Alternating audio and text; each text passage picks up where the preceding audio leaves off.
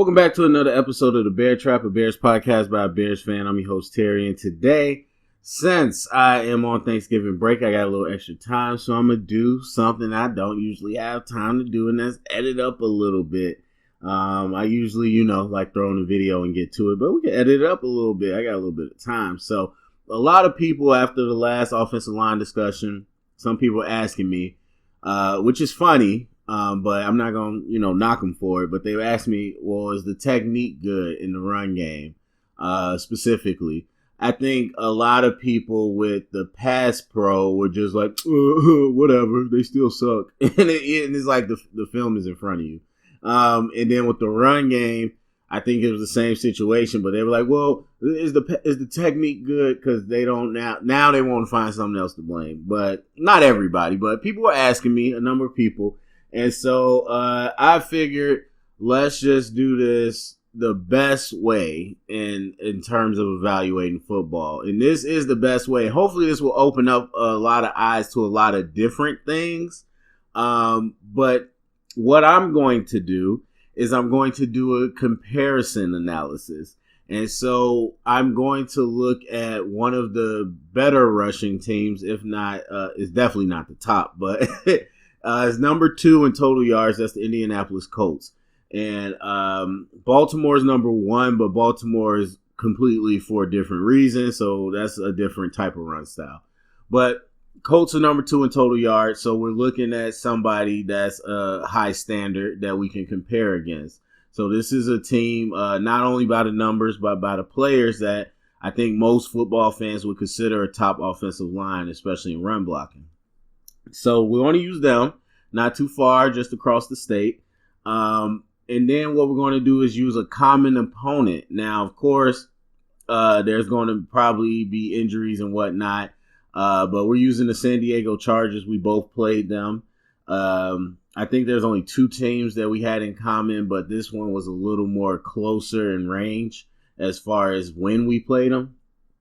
And I think this is without Kyle Long, so I didn't want to do a video with Kyle Long because the Broncos was the other team, and we had Kyle Long back then. So anyway, so we're choosing a common opponent so we can see some similar players in those things. And then the tough part, which is why all the editing is really hard when you're really into it, is finding similar plays. So I definitely could have looked at big plays and just compare what, why it hit.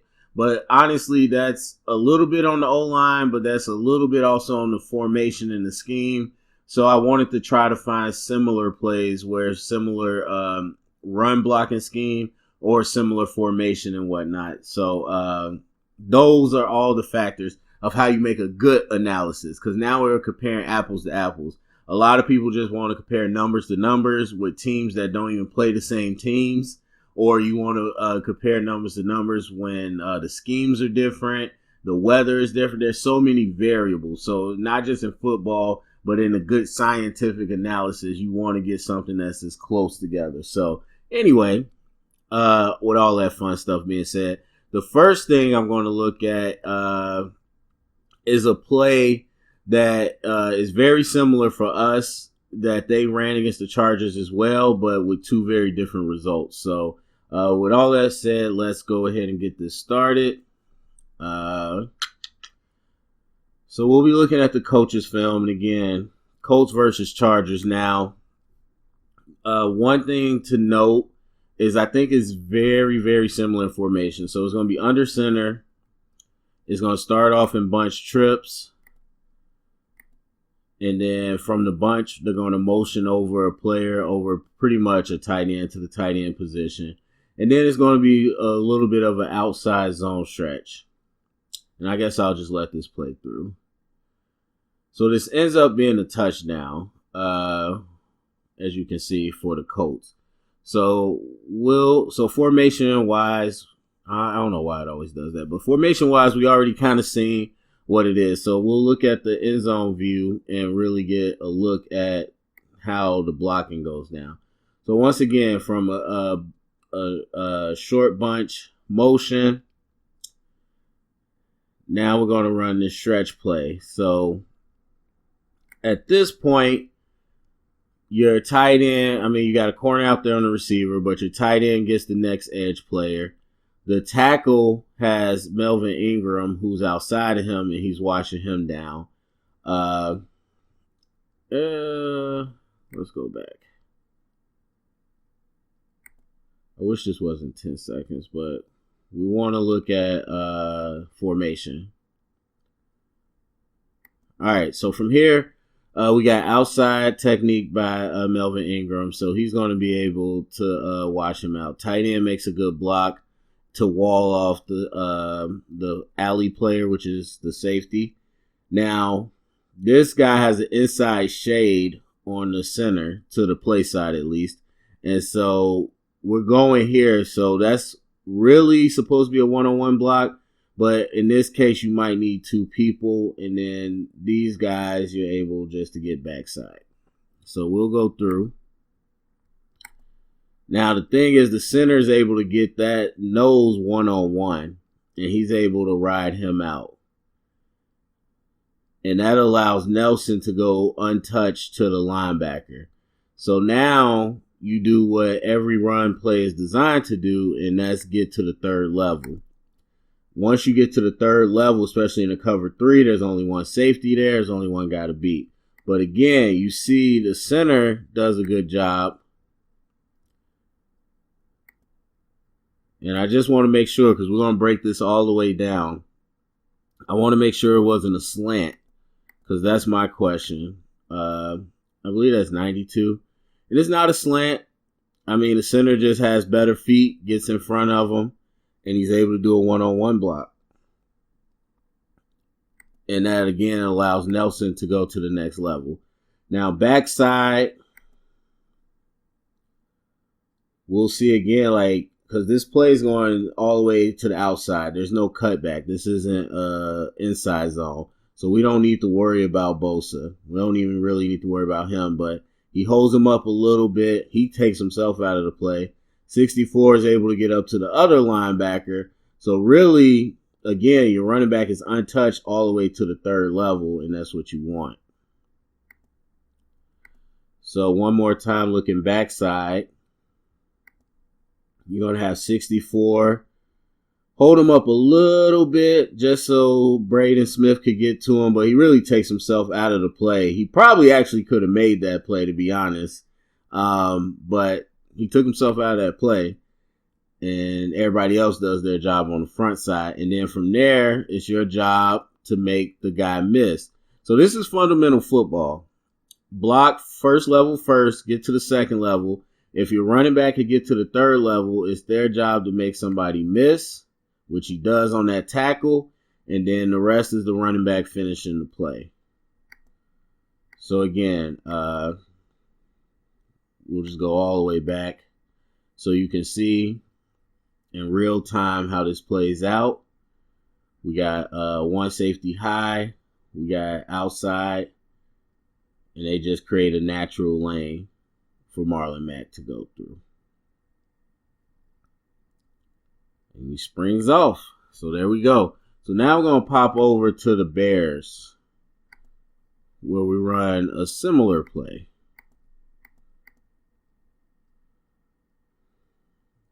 All right, so under center, bunch trips, motion the tight end over, and then we're going to run the outside zone stretch. So very similar as far as the play setup. As you can see, the result is not the same. So let's break that down from the end zone view. So we got Dave Montgomery. So right now we got one safety back. We got outside leverage by Melvin Gordon. Safety's outside as well. Different safety, but safety's on the outside. So right now, two differences. Number one, Burden, well, not really, sorry. Burden's doing his job, but the number one difference is Melvin Ingram is now up the field into the backfield instead of being washed out. And the second difference is Cody Whitehair is working towards the second level, but not untouched to the linebacker. He's having help back here. Now, that doesn't mean that lane isn't there, because it still would have been, but that's one difference. All right, so let's go back and watch it again. Now, the other thing you want to notice is that in the formation that they had the play against, you had the 3 technique on the other side. 3 technique was away from the play. And then you had the 1 technique on this side. So now what changes is you still got Burden for the outside. You still got Leno for Ingram.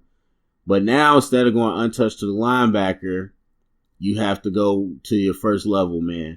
So then that makes Daniels the linebacker guy. If Coward's able to overtake, and then Daniels should be able to go here. Really, you should be leaving him, and Massey should be going to the next linebacker. So let's see how that works out.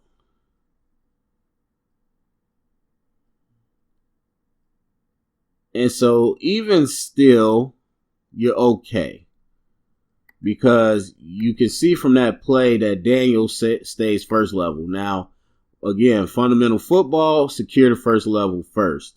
So if we're not getting the movement we want on this guy, instead of just flying to the linebacker, he decides, not this guy. He decides to stay with this guy, which he really did not have to do, to be honest with you.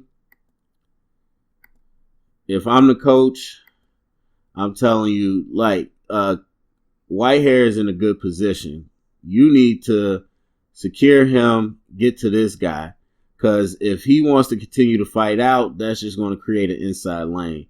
But Daniels instead goes to help Whitehair. Now, Coward gets completely beat. That's also a problem. But he eventually slows up. But right here, you still got a lane. Now, let's be honest. Still got a lane there. But Montgomery bounces it back. So, comparing it to the Colts, once again, not a good overtake right there. We don't have a clean double to the line, and we don't have a clean kick out block on the edge. However, I would still say this play is viable. Because right now, again, as I said before, Montgomery has to realize where this play is going.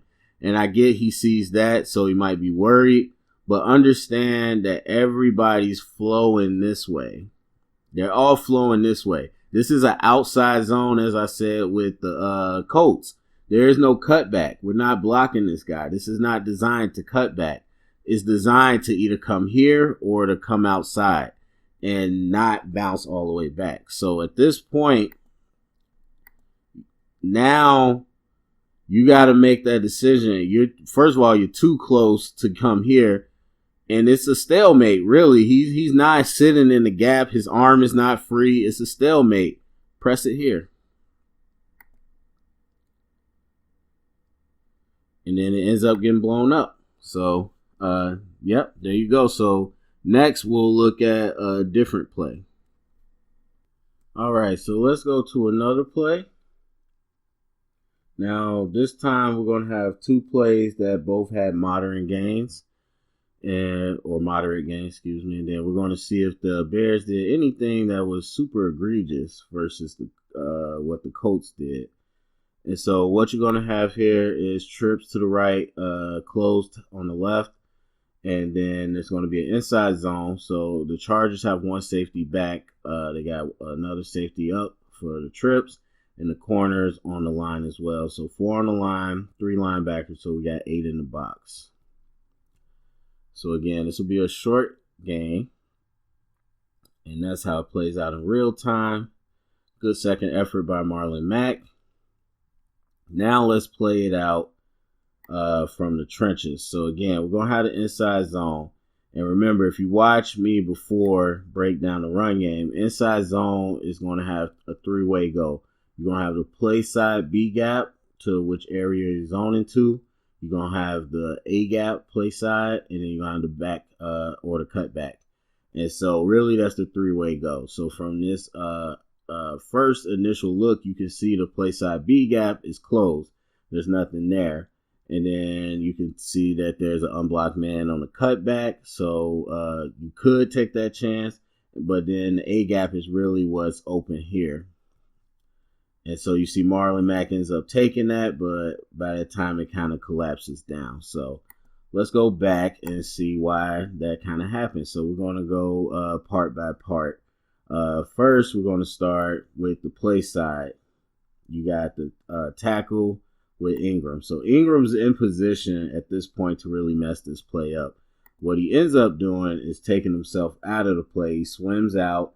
Now he goes where the lineman wants him, which is sealed off to the play side B gap. But still a decent job of not being blown off the line. So right there you already got not as much movement. Now here you got a double to the linebacker. This guy splits the double team, so now you got to secure first level first. If you can't secure the first level, you can't work up towards the linebacker. So in that case, the play side B gap gets shut down early by one guy who is able to split the double team. And if you watch me break down the Bears against the Chargers after that week, you know Square was doing this to us a lot, where it really blew up the run play. And you see the same thing, not by Square, but you see the same thing happening to the Colts. So that play side is pretty clogged right now, not looking great. Now, again, the backside A is looking pretty decent. So we'll get the double to the linebacker or the safety, and you see it's a nice job. Nelson gets squared up and gets to the second level and is able to blow him up. And 74, I forgot the left tackle, but also helps and overtakes Tillery as well. So we got good movement going here, good contact. That's a great double team. The A side's looking nice, but then it blows up. So looking at the backside, what happens on the backside? You got a tight end on Joey Bosa. And actually, in my opinion, tight end does a decent job because you get good feet. Bosa's moving. This is a zone. You want him to move backside so then you could make the cutback if necessary. So it's not like a play where you want to kick Joey Bosa out and seal him off. You want him to move down the line because then that allows you a free cutback. So as I mentioned, once you guys Joey moving, you could take this chance and go for a cutback against a corner one-on-one. I'm okay with that. You also press this A gap. He decides to press the A gap, and what happens is that a zone play, everybody's moving to the right, but this movement gets shut down. So once everybody's moving to the right and then one part stops moving, well, then everybody crashes into each other. And again, a good second effort by Marlon Mack. A good backside double team. So even with, the bad play side, you're still able to get a couple yards up out of that. So again, not anything great, but that's kind of how that play broke down. So let's bounce over to the Bears. So you're going to see a similar thing. Trips to the right, close to the left, out of the shotgun. Now trips is a little more bunch, but still. Now the front's a little different. So we got one safety back again, but we got more guys up on the line this time. The safety's down against the trips. So instead of stacking the linebackers, we got guys standing up and on the line. So it's going to be a little different. But we're pretty much going to run a play that goes for a few yards. So we'll go to the end zone view and see how it looks from that way. And we got a reduced front because you got Melvin Ingram inside instead of outside. So a little more of a quicker line, a little more of a amoeba defense. So again, so let's look to our play side. You got Bosa nice and wide, and you want to be able to kick him out. Now he slants inside. So here's one of the first problems that I would say. And this is my personal opinion. I think you could teach this either way. But me personally, if I'm running inside zone and he goes inside, I'm letting him go inside. And I'm still moving this way as my tackle because he's taking himself completely out of the play. And not only, again, he's not crossing my face. And really, you don't have to worry about that because if he crosses your face on a slant, it's supposed to go right to the guard. But if he's looping around, I'm letting him go. I'm absolutely letting him go. But Massey chases him, but it creates open space. So now let's see our double team. Coward stands still, does not move. This is a zone. He does not move his feet whatsoever. And again, we could have a conversation about O-line technique and all that. I've always said Coward is not a good O-lineman. So you've heard that from me already. So at this point, we should be moving. And really what should happen is he should take himself out of play. Massey should be open. He should be able to go right up to this linebacker and seal him off. Really, a lot of people would have been sealed off. This would have been a big play. But that's not what happened. So there's Coward. Now we're going to look at Daniels. So again, we're zoning here and the linebacker's there. So really, and he takes himself out of play. This needs to be some communication. At this point, I'm looking at this and I'm saying, okay, they need to talk. Because either Coward's going to zone this way and try to pin him, and then Daniels is going to zone this way and try to pin the linebacker, or I'm a zone and try to overtake his face, and you're going to try to overtake linebacker, and then he could have been gone, and we would have been in business. But instead, Daniels foregoes the linebacker, goes straight here, and Coward does not even move his feet and stays there as well. And so now we got two guys on one when we could have got multiple people. All right, so let's look at Cody Whitehair. Because now it should be 2 to the next level. And we got all types of problems here. I'll get to Burden in a second. But number one, on Melvin Ingram, there's got to be some communication again because Leno doesn't even get anything. Leno doesn't block anybody here. Because at this point, again, this is confusion. Whitehair takes an aggressive step towards Ingram. And you can tell Massey is expecting him to take a wide zone step because Massey steps right into him. He takes a short, aggressive step, and now he's right in where Massey should have been. I'm not Massey, Leno should have been. And so Whitehair pretty much takes Leno's block. Because Leno doesn't have a threat immediately to him. He's outside. So really, Leno could step and hook Ingram, and Cody Whitehair could be up to the next level. But again, we don't have any communication there. So now we got two double teams so basically 4 people for 2 people when we could have 4 people for 4 people. Now we got Trey Burton on the backside. The thing you got to realize though is the Colts, they ran the Colts play, Chargers were running straight up. On this play, the Chargers are running the game. So he's already looking to knife inside. He's looking to loop. Now, Burden doesn't know that. So, and they don't really know what the play is, but sometimes you just call the right play. And so, unfortunately for the play we're trying to run, him knifing inside really ruins it.